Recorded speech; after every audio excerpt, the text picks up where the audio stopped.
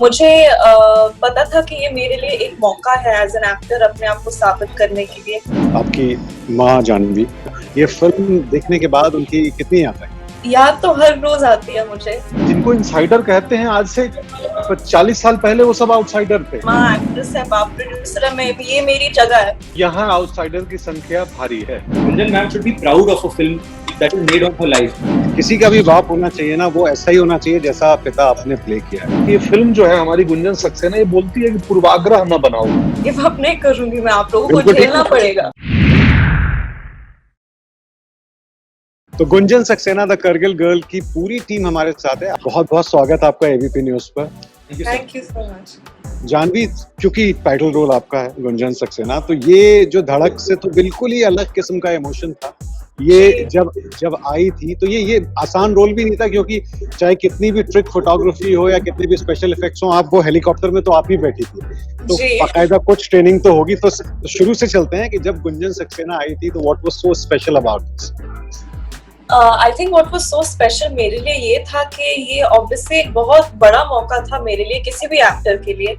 और मेरे लिए ये इतना स्पेशल था कि यहाँ एक डायरेक्टर है जिनको लगता है कि मैं शायद ये रोल कर पाऊंगी। तो मुझे पता था कि ये मेरे लिए एक मौका है एज एन एक्टर अपने आप को साबित करने के लिए।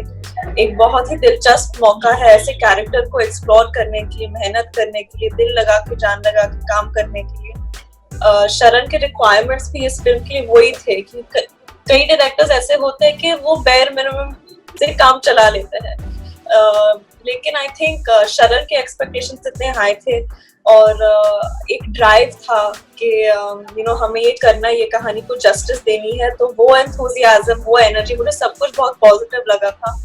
और ये कहानी बहुत ही जरूरी, इम्पोर्टेंट कहानी है, तो मैं इसका हिस्सा बनने के लिए मैं कुछ भी कर लेती। पंकज जी, आपको चूंकि मैंने फिल्म देख ली है पहले, और जो सबसे एक जो चीज फिल्म खत्म होने के बाद जो एहसास हुआ वो ये हुआ कि जो किसी का भी बाप होना चाहिए ना, वो ऐसा ही होना चाहिए जैसा पिता आपने प्ले किया है। तो फिर किसी के सपने अधूरे रहेंगे नहीं। और बहुत वार्मथ है उसमें, वो एक पंकज त्रिपाठी ने जो अपनी पर्सनल वार्मथ भी डाली है, बहुत जबरदस्त है। आपको बहुत बधाई, बहुत बहुत अच्छा लगा है। तो जब आया था तो ऐसा ही रोल था या ये इम्प्रोवाइजेशन ज्यादा है, क्योंकि आपकी पर्सनालिटी बहुत ज्यादा नजर आती है उसमें? नहीं, ऐसा ही था। मतलब मैंने क्या, शरण बताएंगे? हाँ, ऐसा ही था। आई थिंक अनूप सर और पंकज जी के जो स्पिरिट है, सोल है, बहुत सिमिलर है। बहुत सिमिलर है, बहुत ही पॉजिटिव है, अनऑर्थोडॉक्स है और दुनिया की नहीं सोचते। जो दिल, लॉजिक और दिल के सही कह रहे हैं वही रास्ते पे चले। हाँ, खास तौर पे वो एक सीन है जो जहाँ पर दोनों बैठ के वो ड्रिंक ले रहे हैं, उनके बेटे और वो कुछ कहते हैं, और जो पंकज जी जवाब देते हैं वो बहुत कमाल का है। वो सब सीन्स बड़े कमाल है। शरण, मेरा सवाल ये भी है कि कोई भी जब हम बायोपिक बनाते हैं तो एक बड़ा जो स्टोरी आर्क होता है ना, बड़ा प्रेडिक्टेबल होता है कि एक बच्ची है या एक बच्चा है और वो उसके सामने मुश्किलें आई और फिर मुश्किलों पे जीत मिली। जब आप ये बना रहे थे गुंजन सक्सेना की जो कहानी है, इसको किस तरह आपने ये ट्रीटमेंट अलग देने के बारे में सोचा? क्योंकि जाहिर है कहानी तो सबको मोर और लेस पता ही थी। सो लाइक यू सेड, दो चीजें हैं। एक ये है कि when you are making a true story, और जो मेरा इंटरप्रिटेशन था एज अ प्रोसेस, कि एक कहानी ऐसी होनी चाहिए जो जिनका सोल और जिसकी स्पिरिट गुंजन सक्सेना मैम की जर्नी से मैच हो सके। Gunjan ma'am should be proud of a film that is made of her life. But Gunjan ma'am also हमारे साथ ही थी when she knew कि एक इंटेंशन नहीं था कि हम एक डॉक्यूमेंट्री बना रहे हैं, हम एक कमर्शियल फिल्म बनाने की कोशिश कर रहे हैं। तो नेचुरली हम क्रिएटिव लिबर्टीज लेंगे, और लेकिन उनका साथ हमेशा था right and right through the journey. और सेकंड चीज ये है कि जब मेरे राइटर्स निखिल, हुसैन और मैं जब साथ में डिस्कस कर रहे थे, इंटेंशन यही था कि the film should work as a film sir, not just because हमने लिखा है इंस्पायर्ड बाय ट्रू स्टोरी। अगर ये ट्रू स्टोरी ना भी हो तो as a film, as a piece of drama, it should be able to hold. ये इंटेंशन बहुत इंपॉर्टेंट था। And actually a film like Dangal sir, for me is the inspiration for that. कि अगर किसी ने कहा था मुझे कि दंगल ट्रू स्टोरी पे नहीं भी बेस्ड हो, तो मुझे भी, I would have enjoyed it that much. I mean the true story is the icing on icing क्या बोलते हैं, icing on cake, it can't be cherry on top। और एक चीज और कि ये एक तो कहानी है गुंजन सक्सेना की, जानवी, लेकिन जो पूरा लेयरिंग है इसकी वो बड़ी बड़ी फेमिनिस्ट वे में है कि वो जो डिस्क्रिमिनेशन होता है कई जगह वो बड़ा नेगेटिव भी लगता है। तो ये एम्पावरिंग लगा था जिस वक्त आप शूट कर रही थी तब भी कि वहां पर किया जा रहा है कि वॉशरूम भी नहीं है लड़की के लिए, है ना, लड़की के लिए कपड़े बदलने के लिए एक जगह भी नहीं है, और एक बार गुंजन सक्सेना जाती है, थोड़ा स्ट्रगल करती है और सब कुछ चेंज हो जाता है। तो बहुत बहुत एम्पावरिंग, बहुत इंस्पायरिंग भी है। जी, काफी इंस्पायरिंग था। And I think Gunjan ma'am का कैरेक्टर ऐसे है कि वो उन्होंने कभी, बहुत ऐसी कई चीजें हुए होंगे उनकी जिंदगी में, लेकिन उन्होंने कभी एक्सक्यूज नहीं दिया खुद को कि इसकी वजह से शायद मैं ये हासिल नहीं कर पाऊंगी, या देखिए मेरे लिए कितना मुश्किल है या कितना कठिन है। एंड आई होप कि जब ऑडियंसेस ये फिल्म देखेगी तो उनको भी यही सीख मिलेगी फिल्म से। जाहिर है वो पसंद आएगी, हमें उम्मीद तो पूरी है। गुंजन जी ने खुद देखी है फिल्म जानवी, तो क्या रिएक्शन था? बहुत ही पॉजिटिव था sir. It was a very important day for us जब मैम आई थी मुंबई और हमने उन्हें फिल्म दिखाया था, ये लॉकडाउन के पहले, लेकिन बहुत ही पॉजिटिव था, खुश हो गया। बिकॉज सो ऑनेस्टली ऑब्वियसली जब आप फिल्म बनाते हो चाहते हैं कि ऑडियंस को अच्छी लगे, that is the final goal. पर गुंजन मैम को फिल्म अच्छा लगना और प्राउड फील होना was the top most priority, and the way she reacted after the film, I think we are very happy, couldn't get better than that. आपके excitement में झलक रहा है शरण। पंकज जी, ये क्या ब्रीफ था जो इतने प्यारे से पिता आप बने हैं? ये शरण ने क्या ब्रीफ दे दिया था आपको? इतनी मिठास है उस रोल में, वाकई मुझे बहुत बहुत पसंद आया। हाँ, मुझे कुछ ब्रीफ नहीं दिया था, अच्छी स्क्रिप्ट दे दी थी।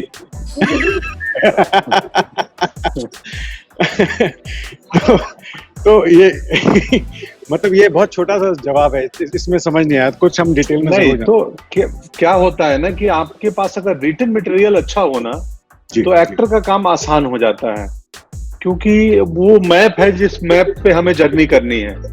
तो अगर मैप बहुत क्लीन हो, क्रिस्टल हो और वो खूबसूरत रास्तों के थ्रू बना हुआ हो, तो वो खूबसूरत रास्ते उन्होंने बताए थे, एक खूबसूरत रास्ते लिख के दिए थे मुझे। तो बाकी मैं अनूप सक्सेना जैसा पिता बनना चाहूंगा, या मोरलेस उसके आसपास हूं, मैं वैसा ही आदमी हूं मैं। प्लस सोशल और ज्योग्राफिकल मेरा बैकग्राउंड सेम है अनूप जी की तरह। जी, हम भी नॉर्थ इंडिया से, वो इलाहाबाद, यूपी, बिहार के इलाकों से आते हैं, वही मिडिल क्लास परिवार से आते हैं, तो हमारे लिए आसान था उनको समझना। तो इमोशंस बड़े बड़े अपनापन सा लग रहा है उसमें। अपनापन सा था, अपना। शरण, एक बात और नोट की मैंने कि जब जैसे एक सीन आया, वो ट्रेलर में भी है, इसलिए मैं जिक्र कर देता हूँ, स्पॉइलर नहीं है, कि वो पंजा लड़ाने वाला एक सीन है। तो जब वो सीन पहली बार आता है मूवी में तो मुझे लगा था कि आखिर में कहीं आप ये ना दिखा दें क्लीशेड वे में कि हरा देती है फाइनली लड़के, लेकिन जो जिस तरह वो टर्न अराउंड होता है क्लाइमेक्स में, वो सीन बहुत कमाल का था। तो ये it doesn't go the cliched way, तो बहुत कमाल की राइटिंग थी आपकी। वो एक छोटा सा सीन है लेकिन वो बहुत इम्पैक्टफुल है। Thank you sir, I mean I really appreciate you saying that, and actually I like to take this opportunity to end का जो आता है, I don't know whether I should say it or not, I don't know, लेकिन आप सब देख चुके हैं, आज 12 तारीख है, सब देख चुके हैं। ठीक है, तो एंड का जो सीन है जहाँ पर विनीत सर और जानवी के बीच में जो होता है, वो एक्चुअली स्क्रिप्ट में नहीं था, मैंने सिर्फ लिखा था, कुछ और ही लिखा था कि वो स्माइल करते हैं और थैंक यू बोलते हैं। लेकिन जो एक मेरे बहुत ही करीबी दोस्त है, जो एक खुद एक डायरेक्टर है और काम कर रहा है, कायोजी ईरानी, जब मैंने उन्हें नरेट किया था तो उसने बस कहानी सुनी और अपना हाथ दे दिया, मैंने हाथ हैंडशेक किया और उसने वही जेस्चर किया, तो बोला ये होना चाहिए मोमेंट। तो आई थिंक ऑल क्रेडिट इसको कायोजी ईरानी को रहता है फॉर दैट मोमेंट, वो मेरे दोस्त। क्या बात है, आपने बिल्कुल क्रेडिट पूरा दे दिया। अब ये फिल्म तो हमने थोड़ी सी डिस्कस कर ली, एक और चीज हुई है शरण, और ये तीनों से ही सवाल है मेरा, जो सोशल मीडिया पर, मतलब एक फिल्म बनाने में कुछ नहीं तो 1.5 साल तो आराम से लगता है, 2 साल आराम से लगता है, 100-150 लोगों की मेहनत होती है। जब से फिल्म का ट्रेलर आया तो एक अजीब सी चीज हुई, क्योंकि वो मामला सुशांत वाला चल रहा है, उसको लेके इस फिल्म को ट्रोल करना शुरू कर दिया, जो कि कोई लेना देना नहीं है, दिस इज टोटली अनकनेक्टेड। लेकिन ये जो इस तरह के इम्पैक्ट आते हैं, क्या असर पड़ता है आप लोगों पे? क्योंकि आप लोगों ने बड़े दिल से फिल्म बनाई है और वो झलकता भी है, और एक बड़ी अजीब सी नेगेटिविटी फैलाने की कोशिश भी की जाती है। आई थिंक दिल से तो सब फिल्म बनाते हैं। फिल्म बनाना ही एक बहुत ही इमोशनल काम है, आई थिंक। हाँ, आई होप कि एक बार जब वो फिल्म देख ले, उनको खुले दिमाग से वो देखेंगे फिल्म, और फिर अगर उनको जो भी लगे हम एक्सेप्ट कर लेंगे, लेकिन फिल्म तो देखनी चाहिए, फिल्म देखे बिना जो कोई भी रिएक्शन है वो सही नहीं है, मुझे ऐसा लगता है। जी, लेकिन आई थिंक वो गुस्सा किसी और चीज के बारे में है। शायद हमें अभी लग रहा होगा कि हमें टारगेट किया या जो भी किया है, लेकिन आई थिंक अंडरस्टैंडिंग होना बहुत जरूरी है। अगर और लोग नहीं हो पा रहे अंडरस्टैंडिंग, तो at least the least we can do is be understanding, and हर सिचुएशन में कोई ना कोई पॉजिटिव निकल के आ ही जाता है। तो अगर ये हो रहा है तो ये एक और ऑब्स्टिकल है हमारे रास्ते में, और हम इससे भी कुछ सीख मिलेगी हमें, और शायद ये हमें और पुश करेगा और अच्छा काम करने के लिए, और भी अपने आप को साबित करने के लिए। तो बस यही नजरिया है। कितनी मैच्योर बातें करती हैं जानवी आप, मतलब सुन के इतना अच्छा लग रहा है। अरे आज तो बहुत ज्यादा मैच्योर हो गई है ना, मतलब कमाल हो गया है ना पंकज जी, आप देख रहे हैं ना। मतलब मैं तो, मुझे लग रहा था क्या बोलेंगी, तो मैं कुछ क्रॉस क्वेश्चन करूंगा, लेकिन मेरे पास कोई सवाल बचा नहीं है पंकज जी इस मसले पे। आगे ही बढ़ा जाए तो मैं फेवरेट मोमेंट्स जानना चाहता हूँ पंकज जी आपके और जानवी आपके फिल्म से, जो सबसे अच्छे सीन आपके। आई थिंक मुझे तो पराठा वाला सीन भी पसंद है, पराठा किचन का सीन जो है। बहुत अच्छा सीन। एक सीन, हाँ, और वो एक जब उधमपुर कैंप से आती है, गेट पे मिलते हैं बाप बेटी दोनों, अचानक आई है और वो रोने लगती है। बहुत सारे, इनफैक्ट सारे मोमेंट, मुझे तो ट्रेनिंग का जो पार्ट है ना, रनिंग वाले पार्ट भी सुंदर लगते हैं। तो हमने भरपूर एंजॉय किया था सारा प्रोसेस, हर सीन इनफैक्ट। जानवी, मेरे लिए वो लास्ट वाला सीन मेरा पसंदीदा सीन है, रेलवे स्टेशन वाला, क्योंकि वो फिल्म के शूट के बाद हमने काफी गैप के बाद हमने वो शूट किया था, और मैं बहुत जुड़ गई थी फिल्म से और हर कैरेक्टर से और पूरे टीम से, और मैं बहुत मिस कर रही थी सब लोगों को, इस किरदार को। वो यूनिफॉर्म पहनने के बाद जो फीलिंग आती है वो बहुत मिस कर रही थी मैं। तो फिर जब मैं वो ट्रेन से उतर के अनूप जी के किरदार को देखती हूँ, मैं एक्चुअली जेन्युइनली बहुत इमोशन से भरी हुई थी। तो वो मेरे लिए बहुत ही स्पेशल डे ऑफ शूट था, पता नहीं कि मैं हमेशा याद रखूंगी। मुझे बहुत अच्छा लगा वो सीन शूट करके। वाह। और जाहिर है आपकी माँ जानवी, श्रीदेवी जी, हम सब उनके बड़े फैन थे। हमेशा कंपैरिजन होगा, उस कंपैरिजन से तो आप कभी बच नहीं पाएंगी, लेकिन मुझे लगता है इस फिल्म में खासतौर पर कई सीन्स में आप उनकी याद दिलाती हैं, उनकी इंटेंसिटी वो होती तो शायद बहुत गर्व होता। ये फिल्म देखने के बाद उनकी कितनी याद आई? फिल्म देखने के बाद याद तो हर रोज आती है मुझे, ऐसे नहीं कि फिल्म देखने के बाद ज्यादा याद आई, लेकिन अच्छा लगता है ये जान के कि उनको फिल्म कैसी लगी या वो कैसे रिएक्ट करती फिल्म को देखकर।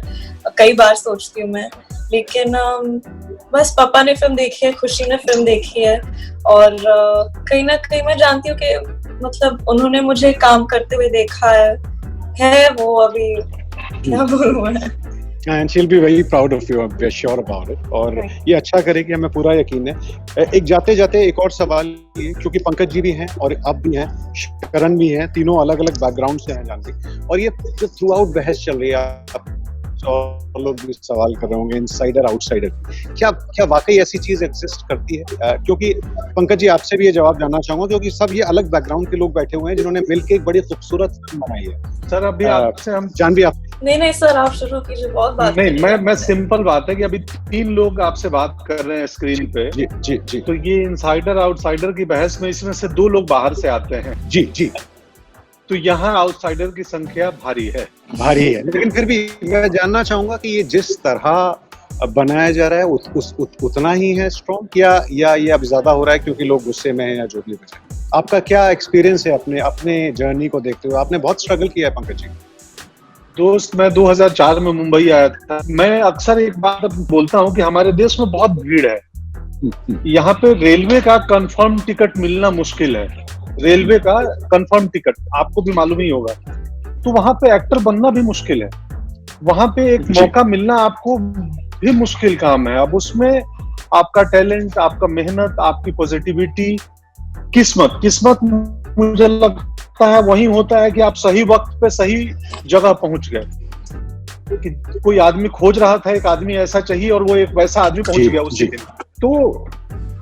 तो इनसाइडर आउटसाइडर की बहस में आज जो जिनको इनसाइडर कहते हैं, आज से 40 साल पहले वो सब आउटसाइडर थे। अगर आज जानवी इनसाइडर है तो जानवी की माताजी आउटसाइडर थी, बाहर से आई थी। जी जी।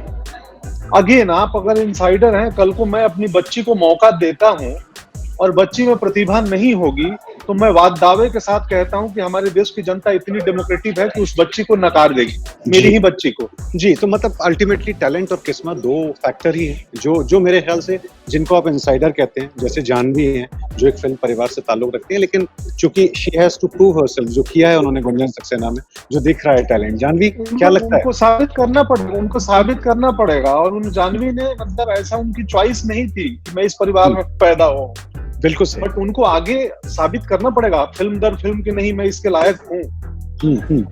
जानवी, आपका आधा जवाब तो पंकज जी ने दे दिया, आपको क्या कहना है?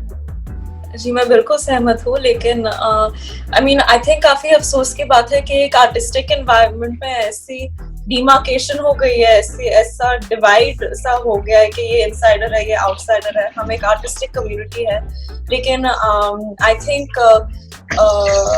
ये समझना भी इम्पोर्टेंट है कि ये डिवाइड अभी नहीं हुआ है। कई लोगों के लिए ये डिवाइड बहुत पहले से था और शायद आउटसाइडर्स ये ज्यादा फील कर रहे थे। और मैं ये भी कह सकती हूँ कि हर इंसान का अलग स्ट्रगल होता है, लेकिन आई थिंक ये समझना बहुत ही इम्पोर्टेंट है कि मैं अपने जर्नी को ऐसे इंसान के साथ नहीं कंपेयर कर सकती जिसको ऑडिशन करने का भी मौका नहीं मिला हो। मुझे एटलीस्ट मेरे सपने को पूरा करने का मौका मिल रहा है, मैं कैमरे के सामने आ गई। अभी इससे आगे क्या होगा वो मेरे हाथ में है। एंड आई थिंक देखिए, ये मेरा सपना है, एक्टर बनना मेरा सपना है। आई थिंक गलत तब भी होता अगर मुझे ये मौका मिलता और मैं बस बैठ जाती बेड पे और सोचती कि अरे मैं आ गई, अभी तो हो गया, माँ एक्ट्रेस है, बाप प्रोड्यूसर है, मैं ये मेरी जगह है। लेकिन वो गलत होता। मुझे मालूम है कि मैं एक मिनट भी वेस्ट नहीं कर सकती इस जर्नी में। मुझे मेहनत करने की जरूरत है, ईमानदारी से काम करने की जरूरत है, और मैं इस मौके का फायदा नहीं उठा सकती। अगर मैं उठाती तो शायद ये नेपोटिज्म का डिबेट जो होता फिर वो अप्लाई होके गलत होता। आई थिंक गिव अप नहीं करूंगी मैं, आप लोगों को झेलना पड़ेगा। बट वो सोशल मीडिया के वो जो आपने बात कही उस दौर में ना, कि ये फिल्म जो है हमारी गुंजन सक्सेना ये बोलती है कि पूर्वाग्रह न बनाओ। जी, पूर्वाग्रह था कि लड़कियां इस काम में नहीं आ सकती हैं, प्रेजुडिस जिसको बोलते हैं। जी। वैसे ही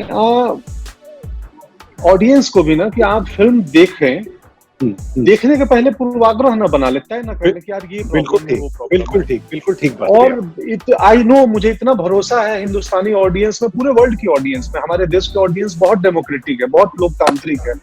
अगर उन्हें चीज खराब होगी तो स्वीकार कराना मुश्किल है। बिल्कुल सही बात है। तो बात डेमोक्रेटिक की आ जाती है, और जिस तरह जानवी बोल रही है, मुझे लग रहा है गुंजन सक्सेना और जानवी के बीच की जो लाइन है ना, वो उतनी ही पैशनेट लग रही है जानवी भी जितनी गुंजन सक्सेना। और शरण, मुझे लग रहा है इतनी बढ़िया कास्ट आपको मिली थी, ये मतलब बहुत बड़ी चीज होती है जब इतनी पैशनेट स्टोरी आप बताना चाह रहे थे। तो जाते जाते क्या उम्मीदें हैं अब जब गुंजन सक्सेना आज रिलीज हो ही गई है? So I think thank you very much. हम एक्चुअली मेरे लिए तो I feel like I am getting a chance to work with an all star team, जो भी मेरे फेवरेट्स है, फ्रॉम एक्टर्स टू टेक्नीशियंस, सबके साथ काम करने मैं नंबर 1 फेवरेट हूं। वो उन्होंने बोला नहीं, Janhvi, he didn't say yes. ये हमारी अंडरस्टैंडिंग है, so I don't need to say it, she knows it. But sir, film release हो रही है, we are very excited. The last 3 years have been the most क्या बोलते हैं, joyful 3 years of my life, क्योंकि मुझे एक फिल्म बनाने का मौका मिला, which is a very big thing for me, sir. And डर तो नहीं लग रहा? नहीं सर, डर नहीं लगता है। I mean, डर is a good thing. डर मतलब you care for it and you want to do your best. So that little bit of fear is always a good thing, but fear can propel you, sir, to move forward. तो वो जोश था, वो positive energy था और पूरे unit में था। और मैं अक्सर जानवी से कहता था कि ऐसा लग रहा है कि कोई स्टूडेंट फिल्म या कॉलेज फिल्म का जो एनर्जी रहता है ना, तो कि हमें कुछ अच्छा काम करना है, शायद पता नहीं कैसे करना है, लेकिन करना है, तो कुछ एक्सप्लोर करके कुछ हो जाएगा। तो वही इंटेंट के साथ बनाया है अभी। Let's hope for the best, that's all I can do now. Let's hope for the best. और जैसे आपने इंटेंट बोला, नियत से सब कुछ होता है। नियत यहाँ सबकी ठीक लग रही है और बढ़िया लग रही है, और फिल्म भी बढ़िया लग रही है। हमारी बहुत बहुत शुभकामनाएं आपको, शरण, जानवी और पंकज जी, आपको भी बहुत बहुत शुक्रिया एबीपी न्यूज से बात करने के लिए। शुक्रिया सर, थैंक यू। शुक्रिया sir, thank you. ABP news आपको रखे आगे।